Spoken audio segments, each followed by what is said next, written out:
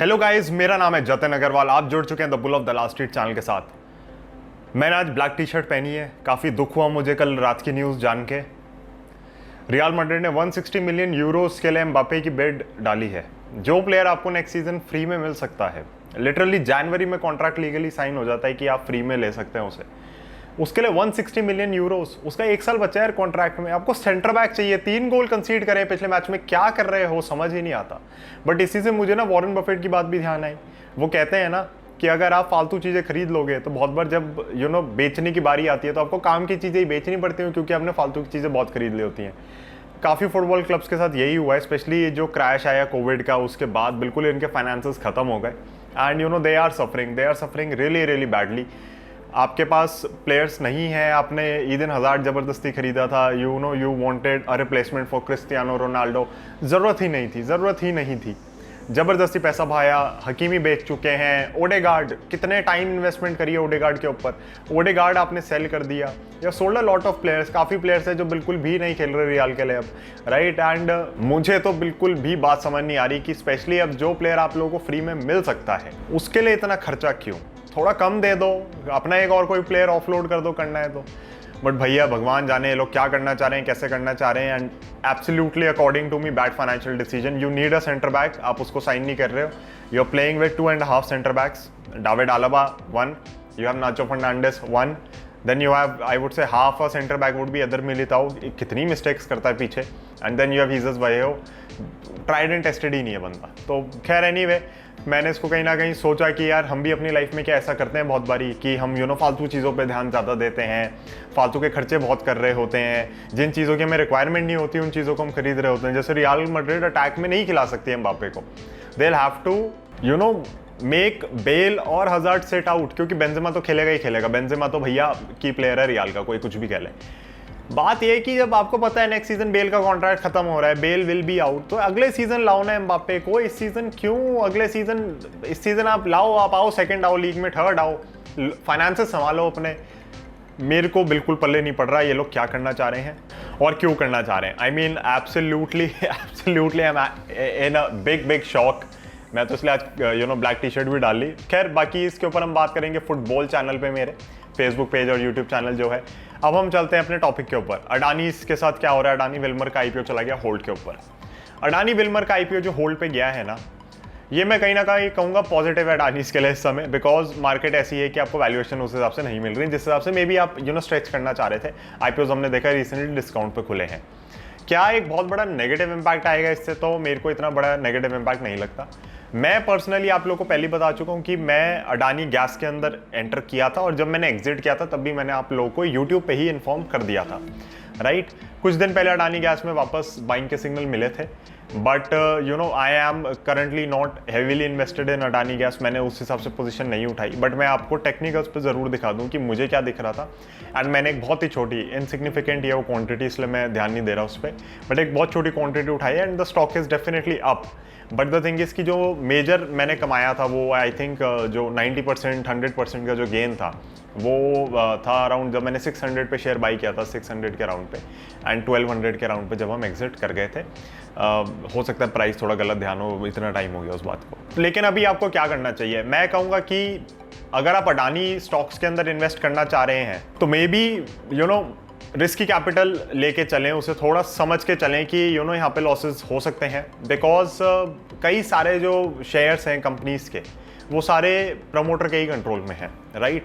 तो बहुत बार आपको मार्केट में लिक्विडिटी उस हिसाब से नहीं दिखती, एंड काफ़ी सारे शेयर्स एफआईएस वगैरह के पास बाइंग पड़ी है। उस पर हम बाद में डिस्कशन कर सकते हैं कि वो एग्जैक्टली कौन है, क्या है, किस तरीके से होल्डिंग्स हैं। बट बात यह है अल्टीमेटली कि ये शेयर्स ना मार्केट में फ्रीली अवेलेबल नहीं है। तो होता क्या है कि प्राइस मूवमेंट बड़े वायलेंट आते हैं। अगर आप अडानी के अंदर जा रहे हैं तो अभी भी मेरे हिसाब से as on current date your top 3 companies to invest in the Adani group should be, and again risky capital डालना, समझना उस चीज़ को। Those 3 companies should be, I would say, Adani Enterprises, Adani Total Gas and Adani Ports. मुझे इसके बाहर ऐसा कुछ बड़ा नहीं दिखता अभी। Yes, you have your green energy company and everything, but मेरे को भी ना उतना जमता नहीं है। अडानी पावर भी है, बट उसमें हमारे पास बेटर ऑप्शंस है पावर सेक्टर में भी अगर हम जाना चाहते हैं। मेरे एनालिसिस के हिसाब से। आई एम नॉट सेइंग कि कंपनीज खराब है, बिल्कुल भी मैं नहीं कह रहा। Companies like these do a lot of heavy lifting in the economy and इसलिए मतलब वो उनका बिजनेस है, वो ठीक है जैसे भी कर रहे हैं जो भी है। बट आपको क्या करना चाहिए? अडानी विल्मर पे आपकी नज़र रहनी चाहिए, क्योंकि Adani Wilmer again it's one of the 2 players in your cooking oil segment. Saffola हो गया जो मैरिको के साथ है, एंड फिर आपका अडानी विल्मर का ब्रांड हो गया जो कि फॉर्च्यून है, राइट। तो आपकी नज़र इस पर ज़रूर होनी चाहिए, किस हिसाब से एक्सपैंड कर रहे हैं, कहाँ पे जाएंगे, क्या करना चाह रहे हैं।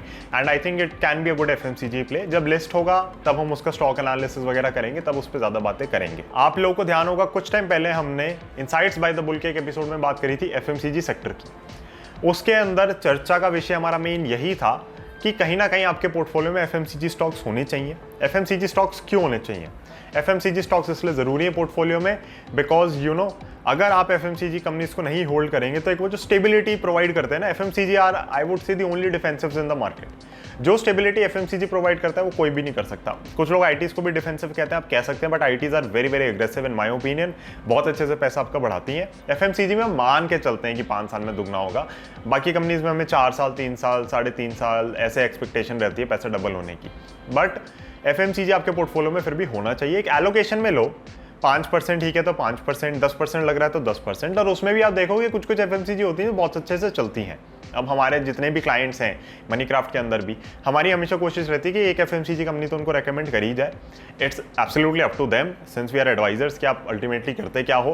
But we have seen generally जो हमारे साथ जुड़ते हैं और इतना हम भी स्क्रीनिंग करते हैं कि हम किसके साथ काम करेंगे नहीं करेंगे, because we need the vision to match. अगर विजन मैच नहीं होगा ना आपको मजा आएगा ना हमें मजा आएगा, और फिर फायदा नहीं, झीक के काम करने का कोई फायदा नहीं है, राइट। तो अगर आप और मैं सेम पेज पे तो ही हम काम करते हैं। एंड हमने देखा है उसके अंदर कि जनरली लोग हमारी एडवाइस को फॉलो करते हैं, थोड़ा ऊपर नीचे चलता है, and that is absolutely fine because we do understand that सबकी अपनी पर्सनल प्रेफरेंसेस होती हैं कुछ कंपनीज को लेके and stuff like that, and that is absolutely fine. It's our job to make sure कि वो पर्सनल प्रेफरेंसेस डैमेज ना कर जाए पोर्टफोलियो को। एंड आप हमें उसी बात की फीस दे रहे होते हो कहीं ना कहीं कि पोर्टफोलियो संभाल लेना, कुछ गड़बड़ नहीं होनी चाहिए, राइट। तो मैं यही कहना चाहूँगा कि हम भी हमेशा एफएमसीजी कंपनीज रेकमेंड करते आए हैं। एफएमसीजी कंपनीज को एक चीज़ आपको करनी बहुत ज़रूरी है, जब आप एक एफएमसीजी कंपनी अच्छी चुन लेना, उसको रोज रोज मत देखो। वैसे रोज रोज तो आपको कोई भी स्टॉक नहीं देखना चाहिए, बट एफएमसीजी को बेचारों को पर्टिकुलरली मत देखो। उन्हें हर 2 साल 3 साल में रिव्यू करते रहो। यस, अगर ग्रोथ ही नहीं आ रही है अर्निंग्स की then it's a different matter, but अगर अर्निंग्स ग्रोथ आ रही है, स्टॉक प्राइस एग्नोस्टिक तो आपको बनना ही पड़ेगा, स्पेशली एफएमसीजी में। एफएमसीजी में हमने देखा है कि कैसे शेयर्स खड़े हो जाते हैं, मूड नहीं होता उनका चलने का, और एकदम चलेंगे और फिर पूरे साल 2 साल की रिटर्न्स दे जाएंगे, राइट। तो टारगेट वही रखो 5 साल में डबलिंग का। नहीं हो रहा तो definitely you need to be a bit careful. अब काफ़ी सारी चीज़ें हो जाती है, काफ़ी एनालिसिस करना पड़ता है कि स्टॉक मार्केट में लेट्स से अगर कोई पर्टिकुलर स्टॉक हमने उठाया, उसके हो सकता है अभी करेक्शन का टाइम पीरियड बाकी हो। फॉर एग्जांपल आईटीसी कब से नहीं चल रहा, जब से मैंने इन्वेस्टिंग स्टार्ट करी, आपको पता है आईटीसी 200 रुपये का है। ये ट्रिविया हो सकता है हम लोगों के लिए, जब से मैंने इन्वेस्टिंग स्टार्ट करी है आईटीसी वही 200-250 का रहा है, और आज भी 200-250 का ही आईटीसी का शेयर है। अब कुछ लोग कहेंगे नहीं जतिन बीच में बोनस आया था, तो sir ji and madam ji bonus adjust ही कर रहे हैं हम लोग, क्योंकि चार्ट जब भी आप देखते हैं वो बोनस और स्प्लिट के लिए एडजस्टेड होते हैं।